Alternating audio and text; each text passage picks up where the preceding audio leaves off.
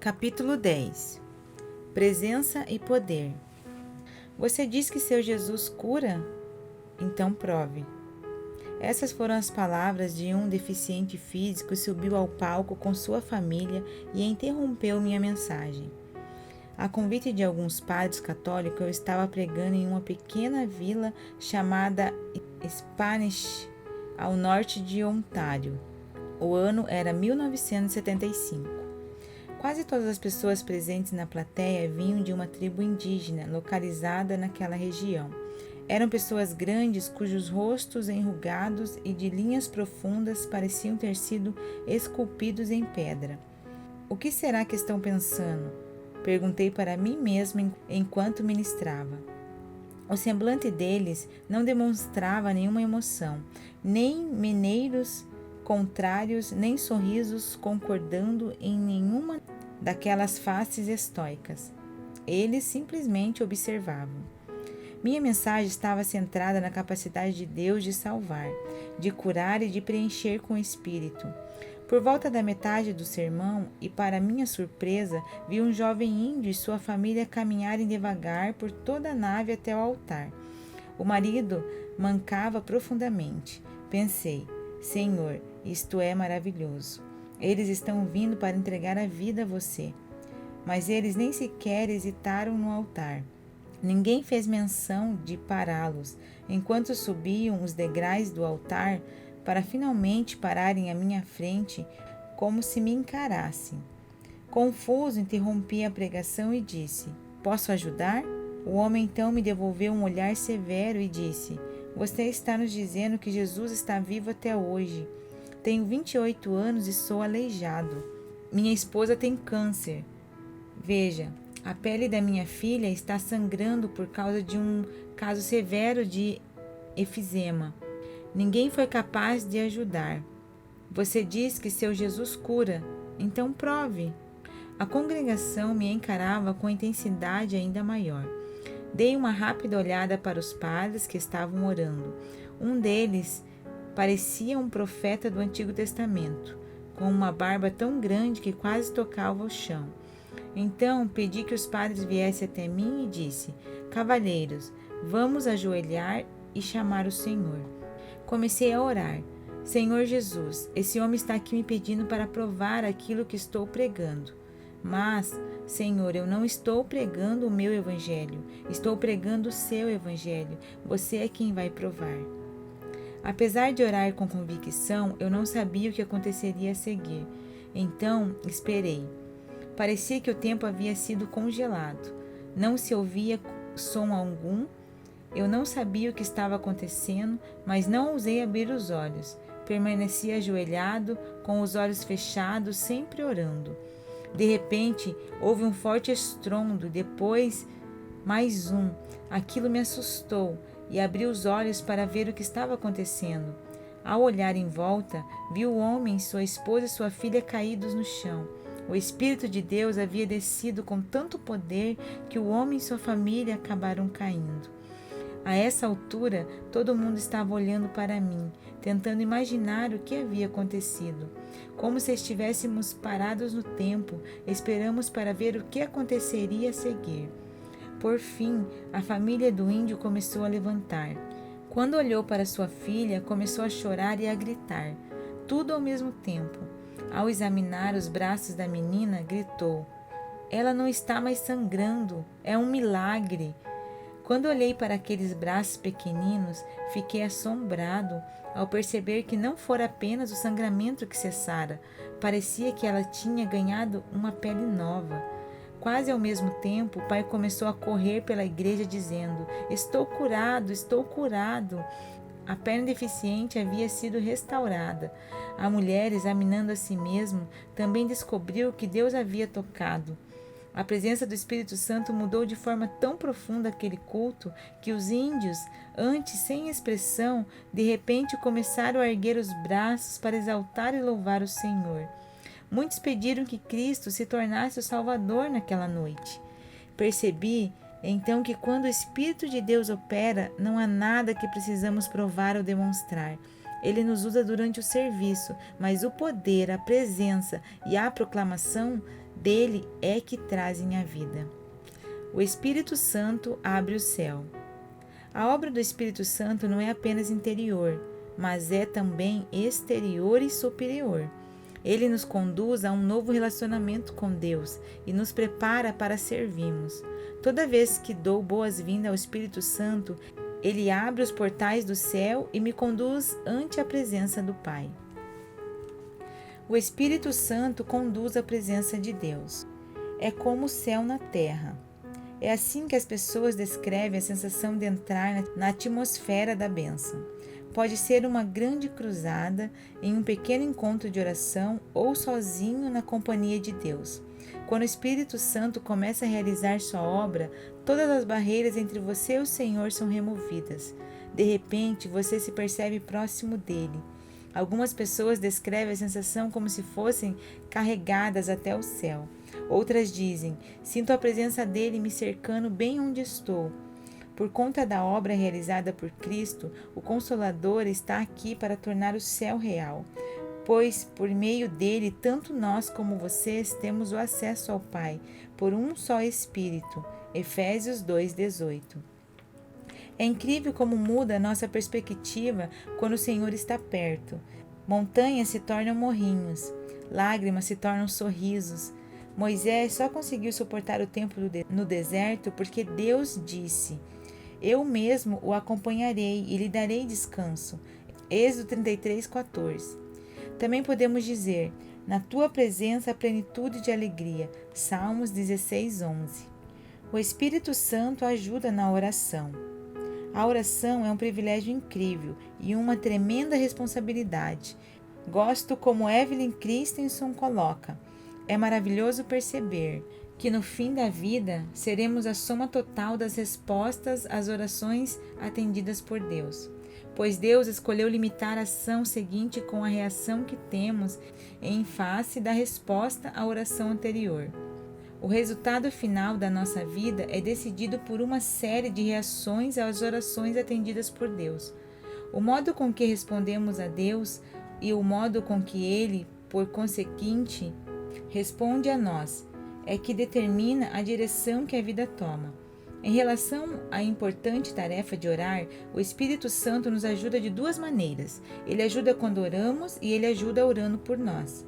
Na palavra, um jeito maravilhoso de orar é mencionado. Chama-se orar no Espírito. Na verdade, é o único modo de orar. Judas 20 contém esse mandamento. Edifiquem-se, porém, amados, na santíssima fé que vocês têm, orando no Espírito Santo. Judas 20. Aos cristãos de Éfeso, Paulo disse que eles deveriam orar no Espírito em todas as ocasiões, com toda oração e súplica. Efésios 6:18. Eu gosto de orar em uma língua celestial e faço sempre isso, mas orar no Espírito é muito mais que isso. Também significa orar na realidade do Espírito Santo e com o poder do Espírito Santo. Este é mais um dos motivos por que viver em comunhão com o Espírito Santo é tão importante. Essa convivência nos permite experimentar o poder e a presença dele quando oramos. Mas ele não só torna disponível seu poder para nós quando oramos, como ele também ora por nós. Ouça a maravilhosa verdade de Romanos 8:26. Da mesma forma, o Espírito nos ajuda em nossa fraqueza, pois não sabemos como orar, mas o próprio Espírito intercede por nós com gemidos inexprimíveis. Romanos 8:26. Vamos analisar essa passagem frase por frase. O Espírito ajuda. Literalmente, ele segue ajudando. Ele não ajuda apenas uma vez ou outra, ele ajuda de forma contínua. A palavra ajuda é bem interessante, porque dá a ideia de alguém que divide a tarefa de carregar um fardo pesado. Não é maravilhoso? As coisas que chamam nossa atenção e que nos levam a ajoelhar são pesadas. Pesadas demais para serem carregadas sozinhas. E muitas vezes complexas demais para serem expressas apenas com palavras. Note que o Espírito Santo nos ajuda em nossa fraqueza, pois não sabemos como orar. Na verdade, essa fraqueza deveria ser ainda mais traduzida. Ele ajuda todas as nossas fraquezas, mas principalmente quando ela se manifesta em relação à vida de oração, particularmente em relação a saber pelo que orar no presente momento. Enquanto esperamos pela redenção completa, verso 18 ao 25, precisamos de orientação nas particularidades da oração. O Espírito Santo ajuda a interceder por nós. Note que o texto diz: o Espírito sem intermediários, sem agentes, a terceira pessoa da Trindade, o próprio Deus, intervindo em nosso favor. A palavra interceder também é uma palavra pitoresca, que retrata um resgate de alguém que acontece a um segundo que está em apuros e que pede ou suplica em favor de. Não permita que as circunstâncias, por piores que sejam, impeçam você de orar. O Espírito Santo está sempre disposto a defender seu caso diante do Pai. O Espírito Santo intercede por nós com gemidos inexprimíveis ou sussurros que embaraçam as palavras. Amo o modo com que o bispo Neville explica essas palavras. Experimente uma só vez a vastidão de nossa necessidade, toda a indescritível ignorância e incapacidade e a infinita preocupação da abençoada moradia do Espírito Santo em nós. Gemidos, que palavra! E sendo usada pelo Espírito do Altíssimo em pessoa. Como é raso nosso apreço pelo que é feito, tanto por Cristo, por nós, quanto pelo Espírito em nós. O resultado de tudo isso: aquele que examina os corações sabe qual é a intenção do Espírito. É ele que, segundo Deus, intercede pelos santos. O Espírito Santo toma nossos pensamentos e emoções emaranhadas. Toma aquilo que pelo que estamos orando e aquilo pelo que deveríamos orar. E com profunda emoção leva os sentimentos certos até o trono. Aleluia, pela obra intercessora do Espírito Santo. J. Oswald Sanders resume bem esse raciocínio. O Espírito se liga a nós durante a oração e derrama suas próprias súplicas nas nossas. Podemos dominar a técnica da oração e compreender sua filosofia. Podemos ter confiança infinita na veracidade e na validade das promessas a respeito das orações. Podemos fazer pedidos sinceros. Mas, se ignoramos o papel desenvolvido pelo Espírito Santo, falhamos na tentativa de usar nosso principal instrumento. O Espírito Santo nos inspira a louvar. Um dos maiores movimentos do Espírito Santo nos dias de hoje é o renascimento e o reavivamento do louvor. No louvor verdadeiro, as pessoas encontram o Senhor com o intelecto, com a vontade e com as emoções. Esta é a diferença entre um culto frio e morto e um culto vibrante e vivo que contém a presença de Deus. Se você já esteve em alguma das nossas cruzadas, você sabe como é maravilhosa essa sensação do louvor. Mas, sabe de uma coisa? Não sou eu quem conduz o louvor, e sim o Espírito Santo. Posso até estar de pé no palco, mas estou sempre louvando o Senhor como todos os presentes. O Espírito Santo é quem toma o controle, eu apenas sigo as orientações como todo mundo ali. Lembre-se, louvar não significa apenas cantar sobre o Senhor e orar para que Deus responda aos seus pedidos. Louvar significa elevar-se pelo Senhor em amor, devoção e adoração. Disse Jesus: Deus é Espírito e é necessário que os seus adoradores o adorem em espírito e em verdade. João 4:24. E quem é que nos dá a habilidade de verdadeiramente louvar? O Espírito Santo, pois nós é que somos a circuncisão. Nós que adoramos pelo Espírito de Deus, que nos gloriamos em Cristo Jesus e não temos confiança alguma na carne. Filipenses 3:3. É o Espírito Santo que revela Jesus para nós. Quanto mais vemos de sua beleza, de sua santidade, de sua glória, o que mais podemos fazer que não nos prostrar diante do Rei dos céus para adorar e elevar seu nome? O Espírito Santo nos inspira a agradecer.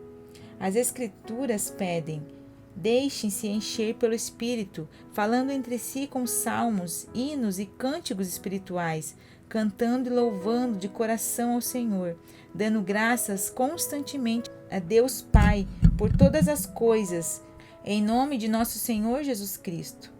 Sujeite-se uns aos outros por temor a Cristo. Efésios 5, 18 ao 21. Note nos 4 resultados de ser controlado pelo Espírito Santo. Ele abençoará sua fala, abençoará seu canto, abençoará seus relacionamentos. Sujeite-se uns aos outros e ele abençoará suas perspectivas, dando graças constantemente a Deus Pai por todas as coisas. É bastante natural ser ingrato, como também é natural agradecer apenas pelas coisas que parecem boas no momento. Mas quando o Espírito Santo estiver no controle, você será capaz de agradecer o tempo todo e por tudo que aparecer em seu caminho, mesmo aquilo que não é agradável. Diz a palavra: deem graça em todas as circunstâncias, pois esta é a vontade de Deus para vocês em Cristo Jesus. 1 Tessalonicenses 5,18. Quando caminhamos com o Espírito Santo, ele com frequência nos leva a dizer: obrigado, Senhor. Você irá experimentar aquilo sobre o que Paulo escreveu quando contou sobre sua experiência de agradecermos a Deus sem cessar. 1 Tessalonicenses 2,13. Devemos agradecer o tempo todo e por todas as coisas. Mas, e se acontecer de você não ter vontade de demonstrar gratidão? Pois eu ouvi uma história de um amigo sobre esse mesmo assunto. Ele contou que um dia, enquanto orava, ele simplesmente não sentia vontade de dizer obrigado ao Senhor por coisa alguma. É claro, ele sabia que havia um monte de coisas pelas quais deveria ser grato, mas ele não sentia isso em seu íntimo. Então começou a fazer o seguinte exercício de gratidão. Ele olhava para o dedão do pé e o mexia para frente e para trás. Enquanto fazia isso, ele dizia: obrigado, Senhor, por meu dedão. Agradeço por ter um dedão e por não sentir dor nele. Depois começou a mexer o tornozelo. Nenhuma dor, nenhuma rigidez, funcionava perfeitamente. Então ele orou: obrigado, Senhor, por eu ter um tornozelo que funciona perfeitamente, assim como você o criou. Ele olhou para os pés, apoiou-se com firmeza sobre eles, ficando até a ponta dos pés. Ao fazer isso, ele continuou agradecendo o Senhor. Depois passou para a perna. Enquanto mexia a perna, dobrando os joelhos e ficando de pé, disse: obrigada, Senhor, pelas minhas pernas. Agradeço por poder ficar de pé, por poder andar e por não sentir dor nas pernas. E assim ele continuou, agradecendo ao Senhor Jesus pela saúde das costas, dos braços, das mãos, dos dedos, das mãos e assim por diante. Quando terminou, ele estava chorando e agradecendo ao Senhor por todas estas bênçãos. O que começou como exercício de gratidão acabou como oração de agradecimento saída das profundezas da alma. É uma sensação maravilhosa poder dizer: bendiga ao Senhor a minha alma, não se esqueça de nenhuma de suas bênçãos. Salmo 103, 2. Mas tenha muito cuidado, apesar de a terceira pessoa da Trindade operar na nossa vida, ela não deve se tornar o objeto do louvor e da gratidão. Em vez disso, somos orientados a reconhecer o Pai e o Filho como fonte de todas as coisas boas, mas agradecemos a eles através do Espírito Santo. Se você jamais experimentou a cura que vem dessa gratidão, não espere nem mais um instante. Deixe que o Espírito Santo traga cura à sua perspectiva. Poder para servir. Quando o Espírito Santo entrou em minha vida, ele não me empurrou diretamente para o ministério. Primeiro, ele transformou o meu íntimo e me deu um relacionamento com o Pai e com o Filho. Eu fiquei na escola do Espírito por 12 meses antes de pregar meu primeiro sermão em uma pequena igreja, de Oshawa, em Ontário. Dia após dia, ele me ensinava a palavra e me preparava para o que estava por vir. Em vez de perguntar: o que o Espírito Santo pode fazer por mim? Precisamos perguntar: como o Espírito Santo pode me usar para alcançar a minha geração? Releia a última frase. Eu quis dizer cada uma das palavras que escrevi. Se Deus conseguiu usar um assassino como Paulo, um homem submisso como Moisés e um garoto tímido e gago como Benihim, imagine o que ele pretende fazer através de você. Ele chama e capacita cada um de nós. Acredite nessa capacitação e entregue-se agora. O Espírito Santo dá poder. Ninguém precisará avisar você quando o Espírito Santo entrar em sua vida. Você vai simplesmente saber. Você irá sentir e experimentar o surgimento repentino de um poder que é diferente de tudo que você já conheceu. Mas esse fenômeno não é algo inesperado. Lembre-se, Jesus pediu que os discípulos permanecessem em Jerusalém até serem revestidos do poder do alto. Lucas 24:49. Jesus esclareceu o pedido quando prometeu que eles receberiam poder quando o Espírito Santo descer sobre vocês. Atos dos Apóstolos 1:8. Quando aquele incrível poder chegou na forma de vento e de fogo no dia do Pentecoste, as pessoas foram radicalmente transformadas. O apóstolo Pedro foi transformado de covarde a um pregador destemido, que atendia multidões de 3.000 e 5.000 pessoas procurando Cristo. Aquilo sobre o que escreveu o Dr. Lucas no livro dos Atos dos Apóstolos foi a mesma experiência porque passou Paulo, quando levou o Evangelho a Tessalônica.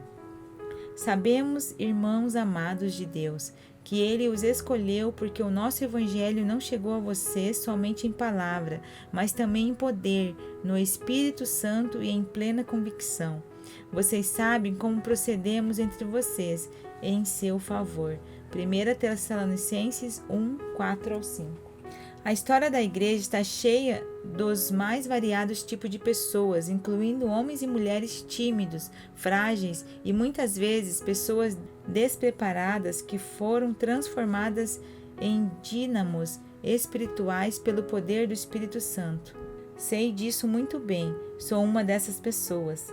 Paulo orou para que os fiéis aceitassem o fato de que seriam fortalecidos no íntimo do seu ser com poder, por meio do seu Espírito. Efésios 3:16.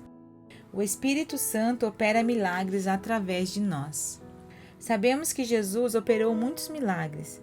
Não obstante, ele disse sobre as pessoas que nele acreditavam: fará coisas ainda maiores do que estas. João 14:12. Eu gostaria de poder explicar os sinais, as maravilhas e a cura, mas não consigo. Tudo o que sei é que essas coisas não findaram junto com o ministério de Cristo e dos apóstolos. Como posso ter certeza, ao menos a partir da minha experiência pessoal? Porque nasci com um sério problema de gagueira que desapareceu completamente no momento em que me pus a pregar o primeiro sermão.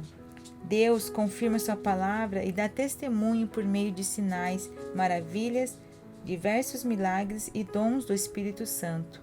Hebreus 2:4. Não só na época em que viveu na terra, como também agora.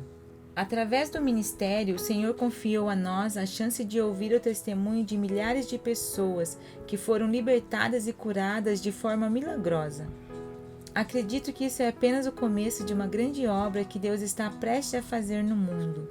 Billy Graham dizia que conforme nos aproximamos do final de uma era, acredito que iremos ver uma dramática recorrência de sinais e maravilhas que irão demonstrar o poder de Deus a um mundo cético. O Espírito Santo liberta para amar. Um dos primeiros sinais que mostram que o Espírito de Deus está operando em sua vida é que terá um amor muito maior pelas pessoas, sejam cristãos ou não. Como você sabe, no início da minha experiência espiritual, minha família se voltou contra mim, mas meu amor por eles só fez aumentar, até que eles fossem atraídos para a cruz. A igreja de Colossos tinha um lugar especial no coração de Paulo, tanto é que ele disse: sempre agradecemos a Deus quando oramos por vocês. Colossenses 1:3.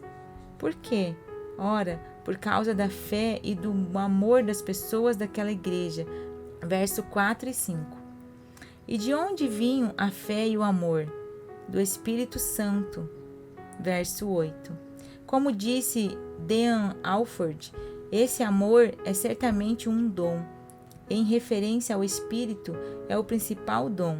Gálatas 5:22, Romanos 15:30.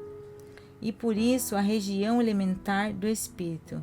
É o amor do Espírito Santo que nos permite interceder por outras pessoas, uma das maiores expressões de amor que somos capazes de manifestar. Romanos 15:30. O Espírito Santo produz a boa colheita. A lei do plantio e da colheita é um princípio divino bem estabelecido. Aquilo que semeamos determina o que iremos colher. Depende de a semente ser boa ou má. Paulo avisou, sombrio: não se deixe enganar, de Deus não se zomba, pois o que o homem semear, isso também colherá. Quem semeia para a sua carne, da carne colherá destruição, mas quem semeia para o Espírito, do Espírito colherá a vida eterna. Gálatas 6, 7 e 8. E como podemos semear para o Espírito? Primeiro, ao confiar no poder dele para nos reconhecermos mortos para a obra da carne, imoralidade sexual, impureza e libertinagem, idolatria e feitiçaria, ódio, discórdia, ciúmes, ira, egoísmo, dissensões, facções e inveja, embriaguez, orgias e coisas semelhantes. Gálatas 5, 19 e 21. Segundo, ao confiar no poder e na presença do Espírito Santo para fazer manifestos os frutos do Espírito. O Espírito Santo dá frutos através de nós. No Novo Testamento, Jesus usa a imagem de uma vinha com ramos para ilustrar nosso relacionamento com Ele. Ele disse: permaneçam em mim e eu permanecerei em vocês. Nenhum ramo pode dar fruto por si mesmo, se não permanecer na videira. Vocês também não podem dar fruto, se não permanecerem em mim. João 15:4.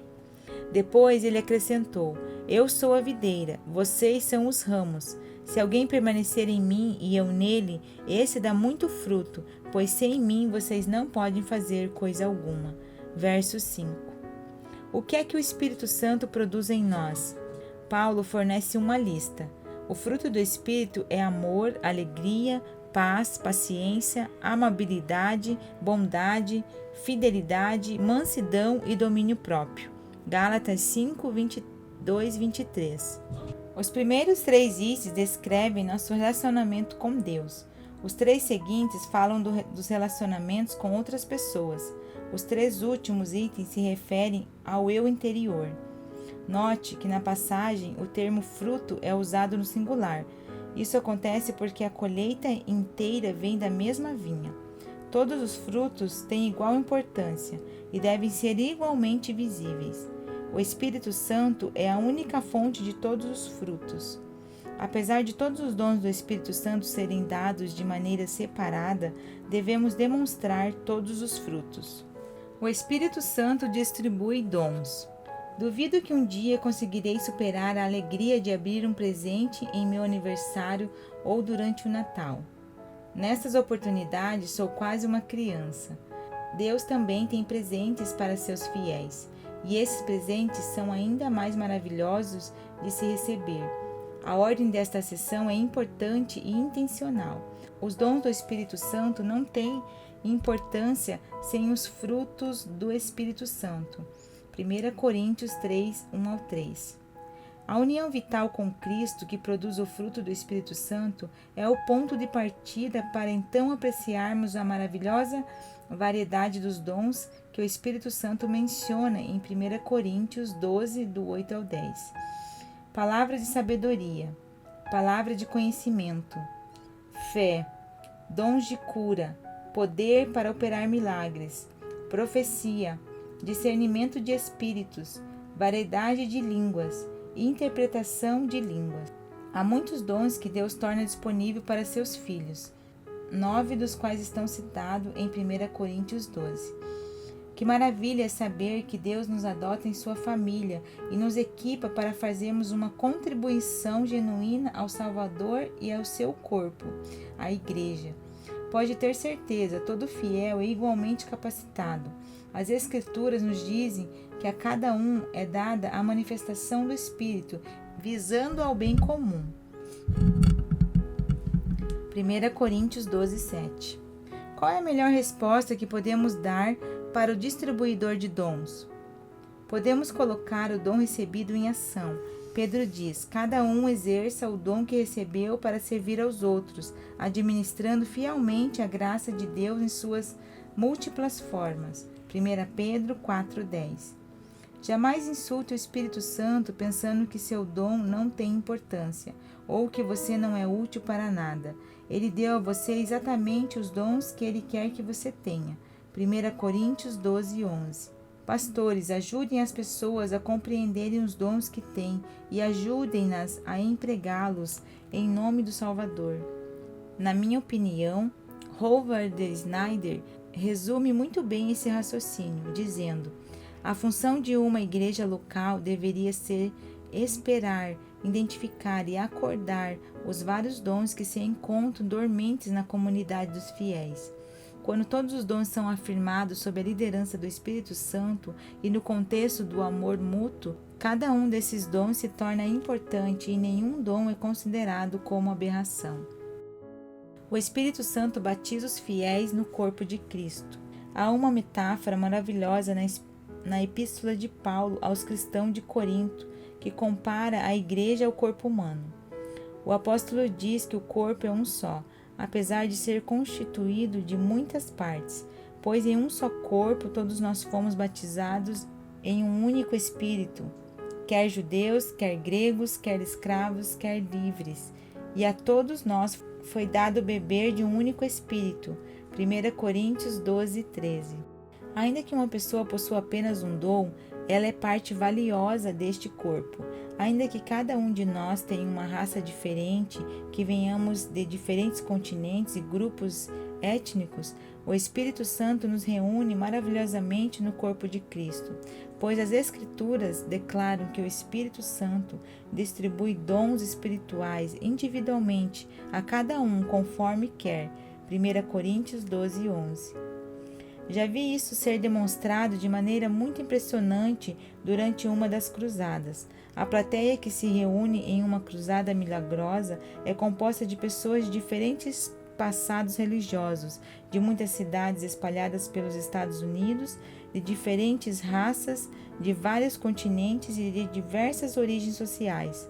Não obstante, quando o culto começa, essa reunião de milhares de indivíduos torna-se uma só voz, oferecendo um só louvor, em perfeita harmonia e em unidade para o Senhor Jesus. Ao levantar as mãos e cantar as gloriosas músicas que exaltam e elevam o nome dele, expressando um desejo de conhecê-lo mais, toda a atenção se volta para ele. Enche meu copo, Senhor. Eu o levanto, Senhor. Vem e aplaca a sede da minha alma. Pão do céu, alimenta-me até bastar. Eis meu copo, enche-o, faz-me inteiro. Neste momento nada mais importa, só ansiamos por estar na presença dele. Como membros unidos, devemos levar os fardos pesados uns dos outros e assim cumpram a lei de Cristo. Gálatas 6:2. O Espírito Santo escolhe para o ministério. O livro dos Atos dos Apóstolos está cheio de detalhes do trabalho inicial do Espírito Santo em construir e expandir o corpo de Cristo. Não se deixe enganar, esta é uma preocupação dele até os dias atuais, e ele chama para o ministério a fim de realizarmos essa tarefa. Certifique-se de seguir as orientações dele e de que você está servindo onde ele deseja que você sirva. Jamais force nem seja atrevido com o Espírito Santo. Seja sensível como a igreja em Antioquia, que ouviu o Espírito Santo dizer: separem-me Barnabé e Saulo para a obra que os tenho chamado. Atos dos Apóstolos 13:2. Os líderes de Éfeso atenderam ao chamado, assim como todos os outros. É por isso que Paulo podia dizer a eles: cuidem de vocês mesmos e de todo o rebanho sobre o qual o Espírito Santo os colocou como bispos. Atos dos Apóstolos 20:28. O jovem e o antigo experimentam pressões diferentes durante o ministério, como ressaltou Pedro em 1 Pedro 5, do 1 ao 9. Ministros mais velhos e acostumados devem pastorear o rebanho de livre vontade, evitar a ganância, liderar com vontade, evitar a dominação e se concentrar na recompensa futura. Ministros mais novos e entusiastas devem sujeitar-se aos mais velhos, ser humildes uns com os outros, vestir-se com humildade, esperar pelo tempo devido, lançar sobre o Senhor toda a ansiedade e perceber que Deus cuida deles, mesmo que de forma invisível. Todos os ministros devem ser sóbrios, ser diligentes, resistir ao diabo e lembrar os sofrimentos de outros fiéis espalhados pelo mundo. O Espírito Santo dá direção à vida. Você já deparou com um momento de grande indecisão? Pois eu já. Foi então que procurei o Espírito Santo para que servisse de bússola e de guia. Se você confiou em Cristo como seu Salvador pessoal, você deve esperar absolutamente pela orientação dele e deve ser sensível a essa orientação. Afinal, todos que são guiados pelo Espírito de Deus são filhos de Deus. Romanos 8,14. Às vezes ele fala através de um sussurro, outras vezes ele fala com muita força e muito poder. Há também momentos em que sinto algo em meu íntimo que não consigo ignorar. Independentemente da forma com que ele fala comigo, é de vital importância que eu ouça a voz. Ele está sempre pronto para limpar o caminho e me mostrar a direção. Foi ele quem falou com Pedro na casa de Simeão, o curtidor de couro, e disse: levante-se e desça, não hesite em ir com eles. Atos dos Apóstolos 10:20. Foi ele quem disse para Saulo e Barnabé não viajaram até a Ásia. Atos dos Apóstolos 16:6. Quando permitimos que ele oriente até mesmo os detalhes da vida e dos serviços diários, coisas maravilhosas começam a acontecer. Parte do problema das igrejas mencionado no livro do Apocalipse é que elas tinham deixado de ser sensíveis à orientação do Espírito Santo. O uso que Cristo faz da repetição aponta para isso cada vez mais quando ele começa a dizer: aquele que tem ouvidos, ouça o que o Espírito diz às igrejas. Apocalipse 2:7, 11, 17, 29, 3, 6, 12, 22. Evite ter uma atenção chamada por Cristo para que você tenha de ouvir. O Espírito Santo permite comunicar com poder. Quando o Espírito Santo começa a operar, você não sai correndo para dizer ao mundo tudo o que você é. Você irá contar para as pessoas quem Cristo é. Você experimentará uma revelação sobre Jesus. Sua mensagem será sobre o poderoso Deus, o misericordioso Salvador e sobre o Altíssimo, a quem você serve. O poder de Pentecoste foi dado por um motivo, para que nós fôssemos testemunhas em Jerusalém, em toda a Judéia e Samaria e até os confins da terra. Atos dos Apóstolos 1:8. O Evangelho não foi enviado à terra apenas em palavras, mas também em poder, no Espírito Santo e em plena convicção. 1 Tessalonicenses 1:5. Paulo confessou que ele não veio com discurso eloquente nem com muita sabedoria para lhes proclamar o ministério de Deus. 1 Coríntios 2:1.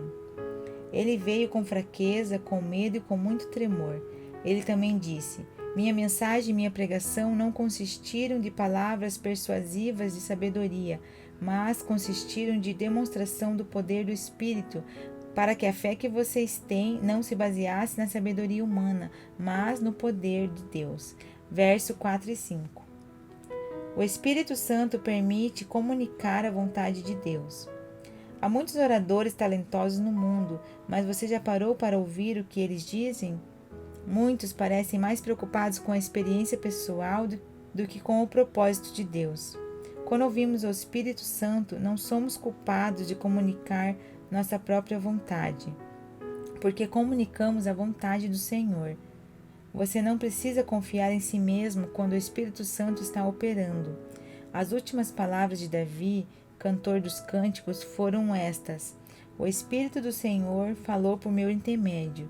Sua palavra esteve em minha língua. 2 Samuel 23:2. O teólogo Donald Guthrie escreve sobre essa capacitação fornecida pelo Espírito Santo. A proclamação que depende do Espírito é entendida como independente da sabedoria humana. Não significa que a pregação avalizada pelo Espírito seja oposta à sabedoria humana, apenas que a sabedoria humana não é a fonte da mensagem. Marcos 13:11, que é uma promessa especial para aqueles que sofrem com alguma perseguição, faz parte desse raciocínio. Sempre que forem presos e levados a julgamento, não fiquem preocupados com o que vão dizer.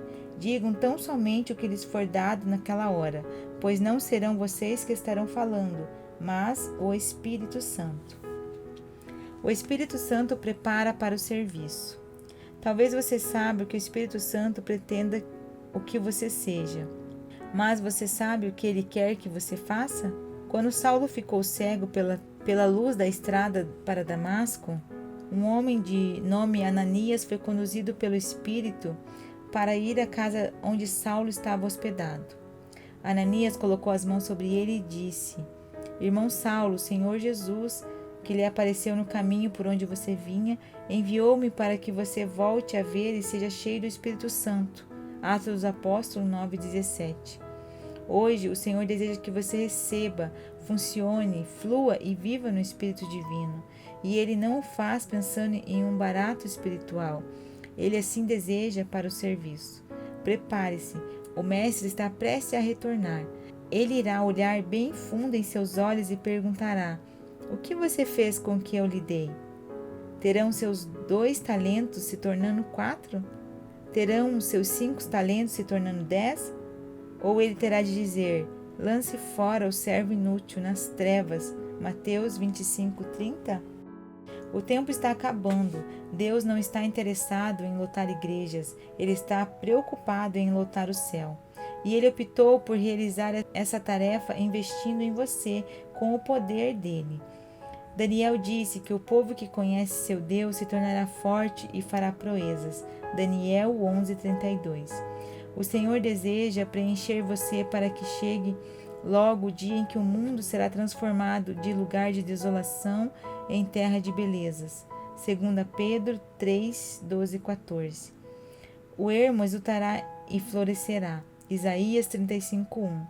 E isso é apenas o começo. Então se abrirão os olhos dos cegos e se destaparão os ouvidos dos surdos. Então os coxos saltarão como o cervo, e a língua do mundo cantará de alegria. Águas irromperão no ermo e riachos no deserto. Isaías 35:5-6. Que linda graça dos céus! E o Senhor quer que você faça parte dela.